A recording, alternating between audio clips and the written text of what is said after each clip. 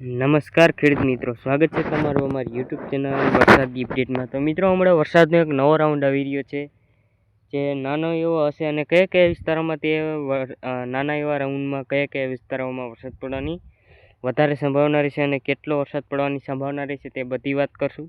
જો આ ચેનલમાં ન હોય તો સબસ્ક્રાઈબ કરી લેજો મિત્રો।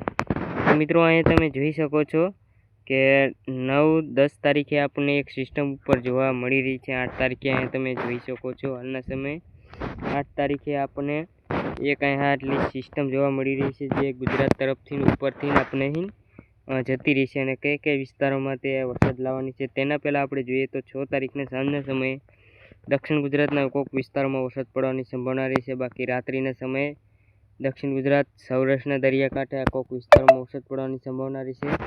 બાકી આજના છૂટોછવાયો વરસાદ ચાલુ રહેશે 2 દિવસ। તો 8 તારીખથી આપણે વરસાદની થોડીક વધારે સંભાવના રહેશે મિત્રો।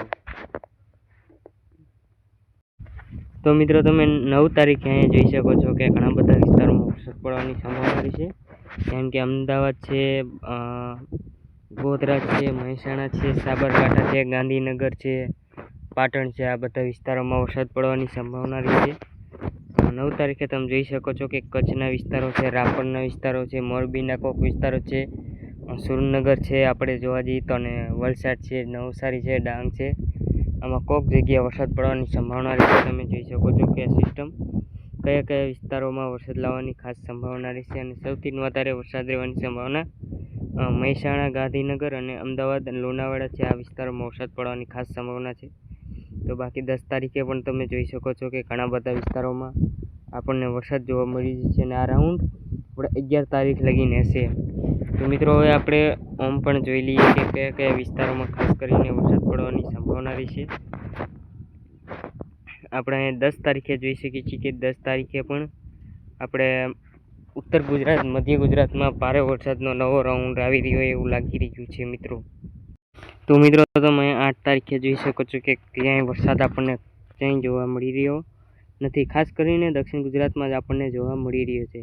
તો 8 તારીખે તમે ઉપર જોઈ શકો છો જે એક સિસ્ટમ છે તે ગુજરાત તરફ હાલી આવે છે। તો તમે જોઈ શકો છો કે તે મધ્ય ગુજરાત અને ઉત્તર ગુજરાતમાં આપણને અસર કરી રહી એવી જોવા મળી રહી છે। તો તમે જોઈ શકો છો કે આ સિસ્ટમ કઈ રીતે આપણે ગુજરાતની અંદર અસર કરી રહી છે અને આ સિસ્ટમ 11 તારીખે વીકીને ઉપર જતી રહી છે।